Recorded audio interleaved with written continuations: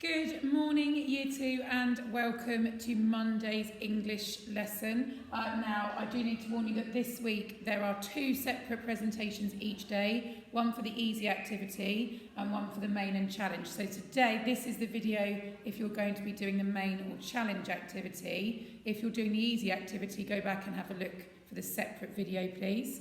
I'd like to talk to you before we start English about our Learning Hero of the Week. Now, this is our Learning Hero of the Week for every subject, not just English. Do you recognise this lady? This is the connector, and she is one of our 4 learning heroes, isn't she, that helps us in our learning. And the connector helps us link up ideas that we have and ask questions about our learning. Think about what we can use to help us. And we remember all those things by the things that she has on her tool belt. So I've got them zoomed in here, and you can see that on Connector's tool belt, she has 4 different things. We might be able to use some of these things to help us in our learning at home this week. So first of all, she has a dictionary, and she asks herself, can I make use of a book, a dictionary, a thesaurus, or a word bank to help me? So you need to be asking yourself those questions at home. Look out for the word banks that we're starting to put on for some of the work on the website, and if you're getting paper copies sent home, you should find them in there.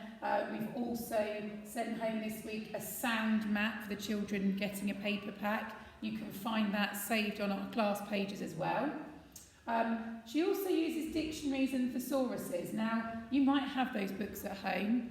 You might not, but you can get them online. You can also find those features in Word. You might need to ask a grown-up to show you the first time, and then maybe you could have a go on your own. There are other books that you might have at home that might help you. Maybe you've got an atlas that you might use to help you in geography. It is fine to use those extra things you have at home to help. She also has a question mark on her tool belt, and she is very good, the connector, at asking questions. And I hope you are getting really good at asking those questions too, thinking, what do I need to find out? Are there any strategies that I can use to help me? And I think that one links in nicely to the next thing on her tool belt, a chain link. Because the chain link is to remind us that, like connector, we need to think back to previous experiences and what we already know. And you're going to see that in a minute for our starter in English, that each day is going to link back to the day before. So we're going to build it up over the week and connect those ideas together like a chain link. In guided reading, some of the things we're doing this week link back to our last unit that we did on non-fiction on the Great Fire of London, and you'll be using some of the same skills this time.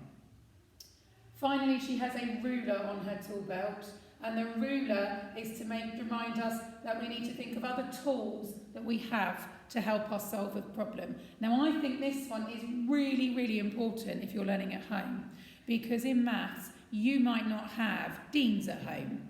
And in school, you might think, oh, if I was doing this at school, I would use deans to help me think about tens and ones.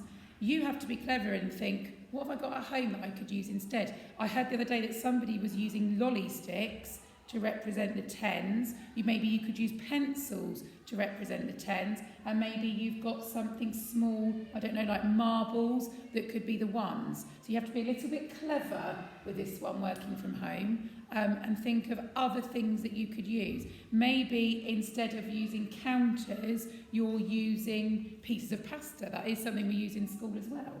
So just think, what can I use at home to help me with my work? And if you have any really good ideas, do email them in so that we can share them with other people.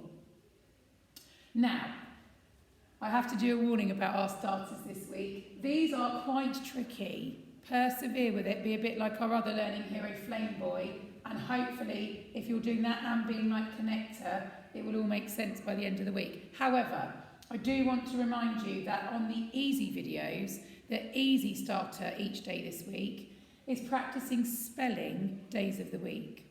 So if you find this tricky, or certainly if you don't know how to spell the days of the week, I am happy for you to choose to just watch the starter part of that video and then come back and do this, because I think it would be really good if we could have everybody being able to spell the days of the week. So maybe take a look just at the starter on the easy video. Okay, now we're going to build some sentences this week, And we're going to start with some really simple sentences, and by the end of the week they're going to turn into amazing sentences. So let me just remind you that all sentences must contain two things, otherwise it's not a sentence. It has to have a subject, which is a noun, and it has to have a verb. So what do we mean by those things? Well, the subject is who the sentence is about, and the verb is what they are doing. So let me give you an example of a sentence. I am in the Discovery Centre. In that sentence, the subject, who the sentence about, is I, me. I am in the Discovery Centre. The verb in that sentence is a bit tricky. What am I doing? Well, I'm just being. I'm being in. It's that word am that's the verb. I am in the Discovery Centre. So sometimes the verb is words like I went, I am. It's what you're doing. In another sentence, I am standing in the Discovery Centre. It's a bit easier to see the verb because the verb would be am standing. That's what I'm doing. I'm standing in the Discovery Centre. So what I want you to do, and don't worry if you find this tricky today, I'll be going through the answers in a minute, but pause the video and have a go. Can you find the subject in each of these sentences? Who or what is the sentence about? And then the verb is what they are doing. Now, a good way to find a verb is, can you change the ending to put ing on the end? If it can have ing on the end, it's definitely a verb. So pause the video now, please. Let's have a look at the answers together. Here we go, I've colour-coded them. So yellow is nouns and red is verbs. So the subject, I think, is the easier bit, who the sentence is about, who's doing the verb. We've got elephant doing something in this sentence. We've got monkey doing something in this sentence. And we've got giraffe doing something in this sentence. And the verb is what they're doing. So what is elephant doing? He's feeling sad. Or it's in the past tense, so it's elephant felt sad. What is monkey doing? He's laughing, except it's already happened. It's in the past tense, so it's monkey laughed. And what is giraffe doing? You can put ing on the end of pull. She is pulling her neck out of the hole. But because it's already happened, we've got that ed ending, pulled. Giraffe pulled her neck out of the hole. So you'll notice that all my sentences are in the past tense. So most of the verbs have ed, laughed and pulled. But we don't say feeled, we say felt. That's an irregular one, a bit tricky. So let's have a look at my sentences. Elephant felt sad. We've got one extra word to say how she felt. She felt sad. This sentence is only those two words. That's the shortest a sentence can be. It can just be two words, just the subject and the verb. Monkey laughed. And then finally, we've got a longer sentence. We've got giraffe pulled, and then we've got a lot more information about what she was pulling. Her neck, and where she was pulling it from, out of the hole.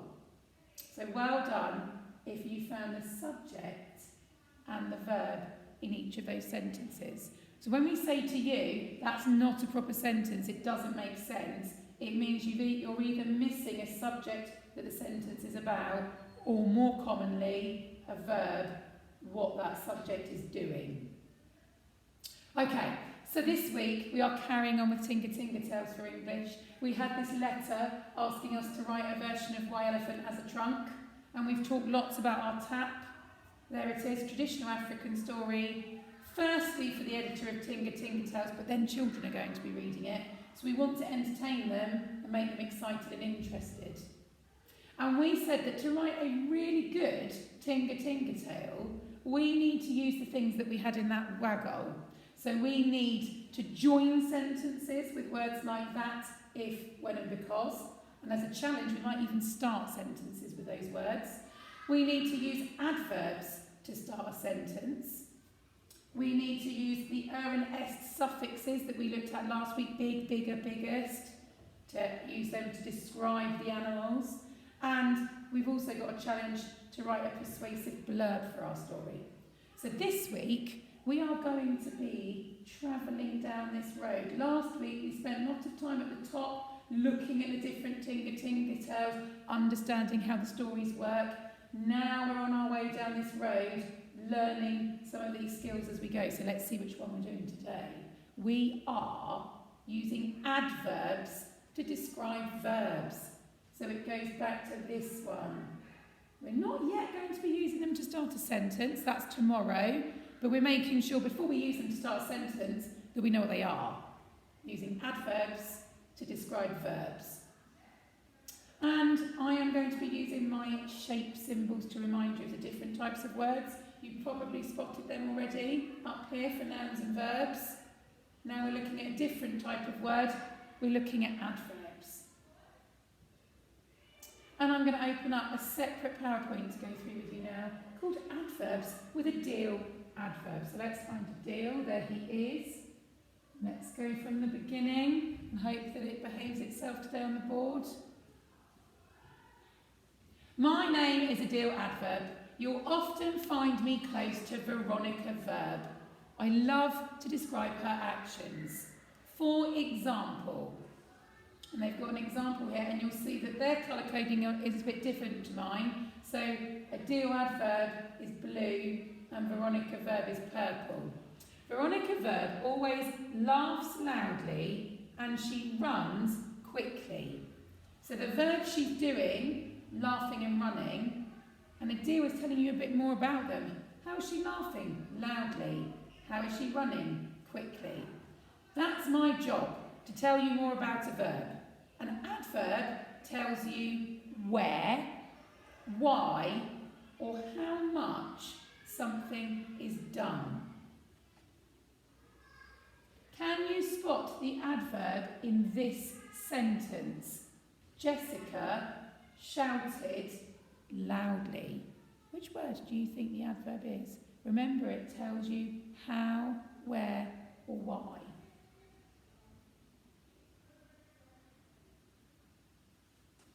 Well done if you said loudly. Loudly is the adverb. The verb, the action is shouted, and the adverb in blue tells us how Jessica shouted. She shouted loudly. Can you spot the adverb in this sentence? Isabel tried hard. Well done. If you said the adverb is hard, it's how she tried. The verb is in purple, tried.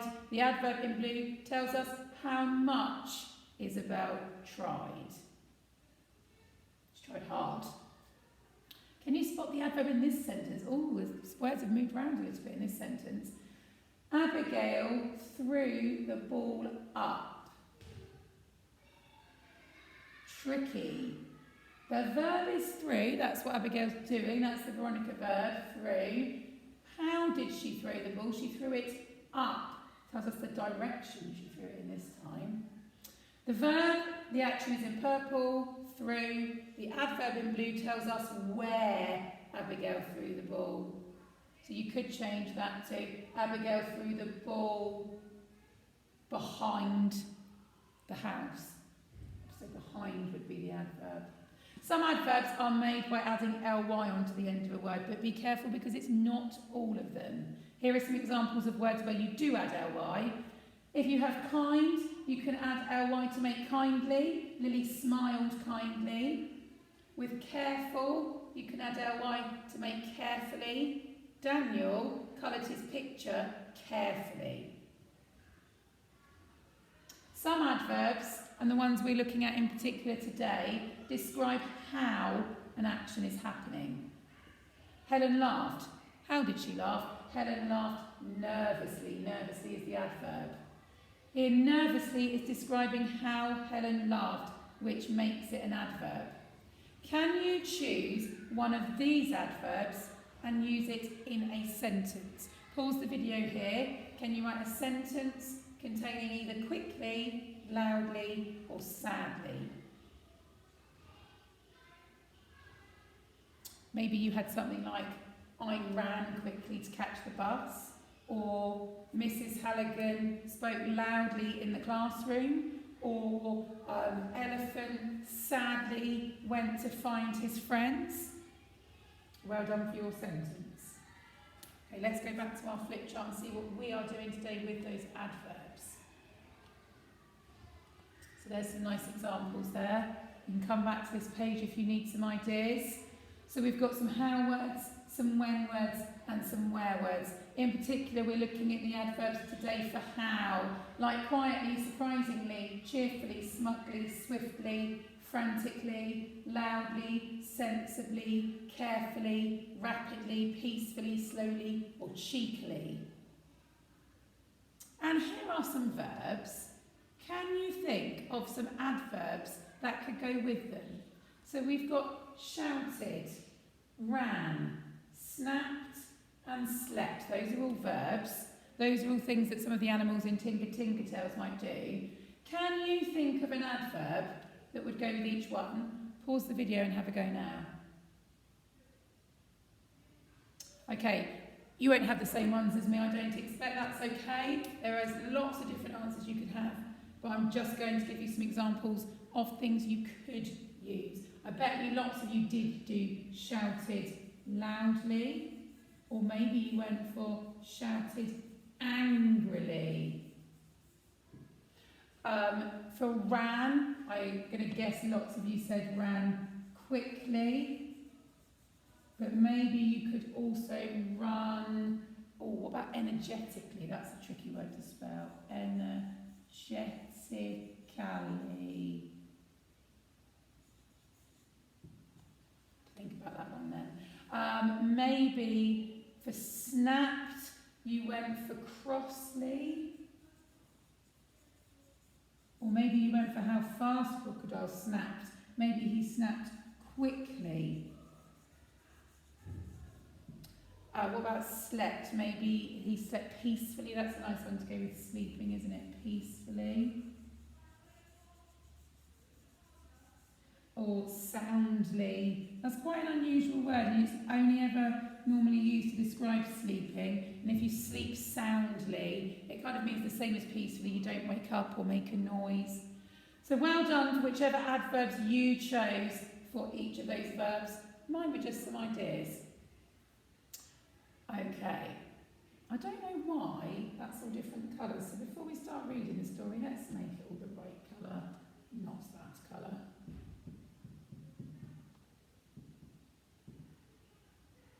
I'm going to make it all one colour on the laptop. It's much easier to read that way. Oh dear. That's better. Okay, because we're going to read through our waggle, and at the end of each page I'm going to pause, and I want you to see if you can spot any adverbs. Okay, let me read it to you. You see, there was a time when Giraffe was short. Her horns were short, her legs were shorter, and her neck was the shortest of all. And she was also a fussy eater. She would often get a poorly tummy if she ate anything unusual. One day, she decided to try eating some juicy fresh mangoes because they looked so delicious. Gently, she pulled one from the tree and carefully put it into her mouth. I think there are at least 2 adverbs there. Pause the video, can you find them?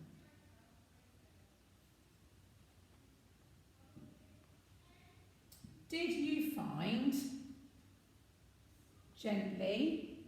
She pulled one from the tree. That's how she pulled it from the tree, gently. And carefully is how she puts it into her mouth. Well done if you spotted them. Why don't you try eating something else, suggested Elephant kindly. Lettuce or grass, said Hippo. Honey, that's what you need, said Lion. Go straight to the bees and ask them for some delicious honey. It does wonders for an upset stomach. So off went Giraffe to find the bees for some delicious honey. When she found them, the bees told Giraffe to help herself if she wanted some honey. It was inside a small hole in a large old tree. Free honey? What are you waiting for? Asked Chameleon. Put your head in that hole and get that honey right now. Push. Carefully, Giraffe squeezed her head into the hole in the tree and licked excitedly at the honey.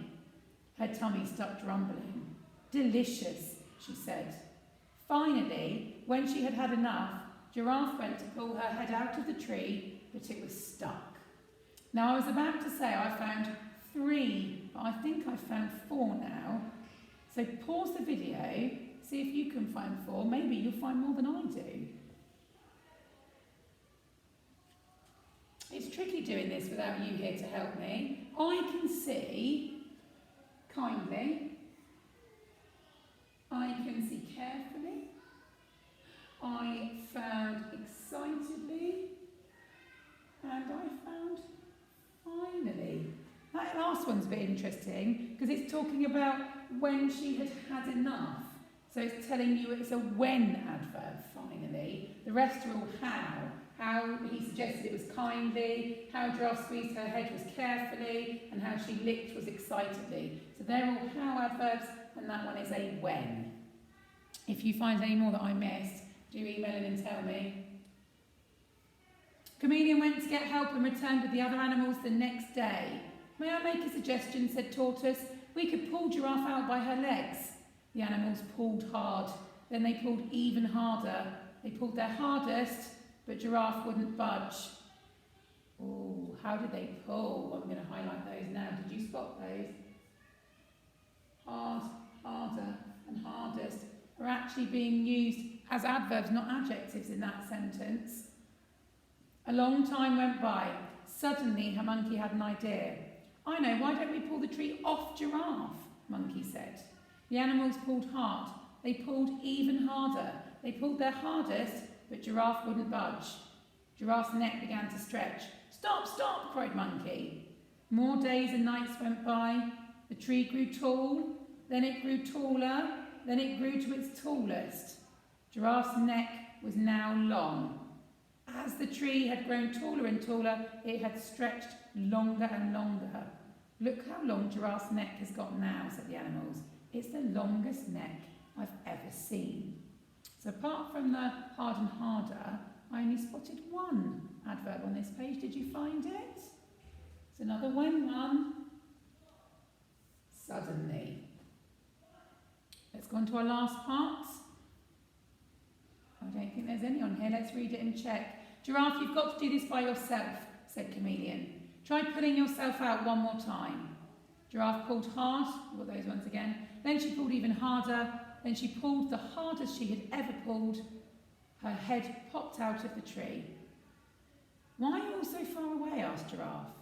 Because your neck has got so long, replied the animals. And that is why Giraffe has a long neck. So no adverbs on that page that I can see. We've had hard and harder and hardest, suddenly. We've got kindly, carefully, excitedly, finally, gently, and carefully again. Lots of adverbs in that story. Now it's your turn to use some adverbs for the elephant story. So, if you want to, you can re-watch the video of Why Elephant Has a Trunk, and I'll put that on today's class page as well. Choose some adverbs to describe the verb in each sentence. You can use the adverbs in the word bank below, or you can think of your own. And to make it a little bit easier, I've made the verbs in each sentence red. So when you're reading this first sentence, elephant walked off into the bush, you know you need to choose an adverb to describe how elephant walked. Happily, sadly, loudly, quietly, slowly, quickly, excitedly or carefully. And do the same for each sentence. You can either write on the sheet or you can copy the sentences out into your book. And the challenge is, can you write your own paragraph, so a whole chunk of text of your own, about another tinga-tinga animal that includes at least 5 different adverbs? Can you think of some different adverbs to the ones I put on the sheet, maybe? Look forward to seeing your work. Good luck.